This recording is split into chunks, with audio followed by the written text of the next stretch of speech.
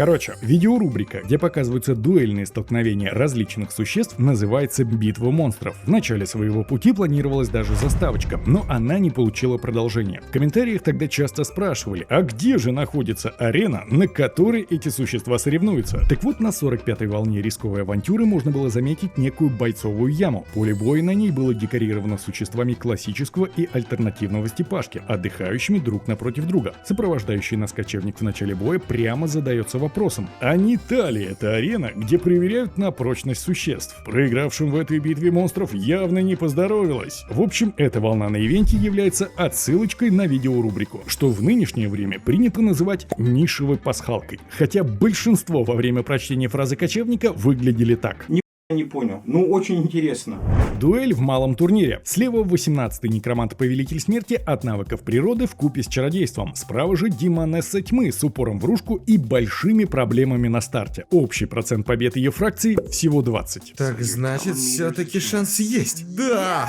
Коняха ДТ сразу влетает в духа с промахом и, не унывая, ловит БД, за счет чего отправляет урон в лича и сливает его аурой. Но воскрешение — это то, что мы увидим здесь еще не раз. Хоть запас маны НПС существенный, тот сливает героям Гевалят, которые уже подрезали этот самый запас. Старший демон реализует прыжок и особо не чувствует ответки, а коняшки в этот раз гасят уже обоих личей. Для некро весомый якорь — это зомби, но архидемон без проблем вытащит из коробки кого захочет. Распаковка на! Скилловоин тактически встает рядышком с зомбаком, так как еще успеет срезать 25% стрелкового урона, но от мощного прыжка СД это никак не поможет. К этой тусовке подключается дракон и сливает параметры удачи и БД старшему. Сюда же прибегает конь. На духах по счетчику висит попадание, поэтому пещерки не упускают возможность отвесить им урончику. Также от выдачи хорошего урона не отказываются старшие демоны и запаковывают баншу. Правда, ненадолго. Про СД вообще можно было бы сказать, что он сегодня на коне, но сам конь тоже на коне и ловит попадание по приву. Где мое пальто? И вроде у ДТ получается сливать стеки, но вставать на них она пока не успевает. НПС не израсходовал еще и половину своего монопула. Потихоньку образуется коробочка из банш и зомбаков. СД же тратит ход на взятие расстояния для прыжка. Но вот прям буквально сразу, как он его реализует, банша восстает. В другом углу конь бодается с духом, а также со своей аурой, которая сбивает ему счетчики попаданий. Долго простоять в огне не получится, поэтому он перестраивается поближе к своим, где демонеске хватает дамага на слив банши и зомби, что позволяет закрыть возможность воскреса. Хоть и кажется, что ситуация для ДТ хорошая, но напомним про 20% побед. НПС находится лишь на половине монопула. Пещерки решают сохранить себя как стек, поэтому открывает некру возможность воскреса, а старшему не везет на прыжок. Некр начинает спамить осиным роем СД, отгоняя его по АТБ. При поддержке коня у них вроде и получается слить духа, но на другой стороне в строю уже 3 стека.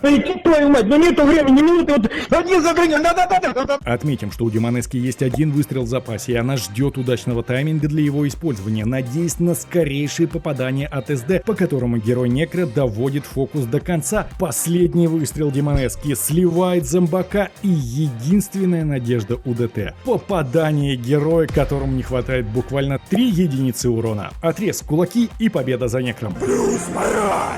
Далее дуэль на 19 уровне. Слева классический варвар с 13-й умкой и заточкой в лако-атаку. Справа же светлый эльф с упором на быстрый раш, но с двумя весомыми проблемами. Умка у него 11-я, а шансы на победу в желтой зоне. Сейчас, может, отыграемся. Сэшка сразу же упарывается во вражеские стеки, нанося удачный дамаг, но также сразу теряет дриаду, танца и дракона, попутно оставаясь с половиной луков. То есть тут должен быть быстрый финал. Второй же ход рога светится ослепом и БДшкой, ну с кем не бывает, как говорится. Третий ход рога проходит с удачей и тоже при поддержке БД, а за такое другие эльфы ставят лайк. А вот четвертый ход рога удивил уже самого варвара. Снова ослеп и снова БД.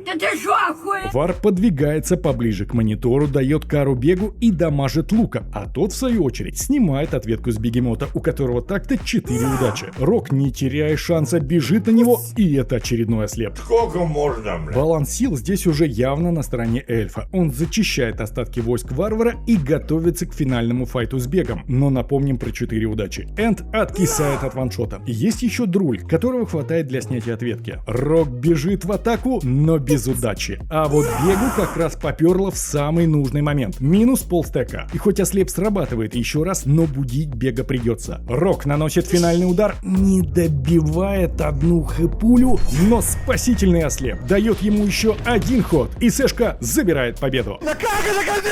Что ж, на этом мы и завершим сегодняшний выпуск. Если вы очень большой молодец, или вы увидели на форуме, что кто-то не меньший молодец, то смело присылайте ссылочку, рассказав о ключевых моментах. Ну и, конечно же, играйте в удовольствие.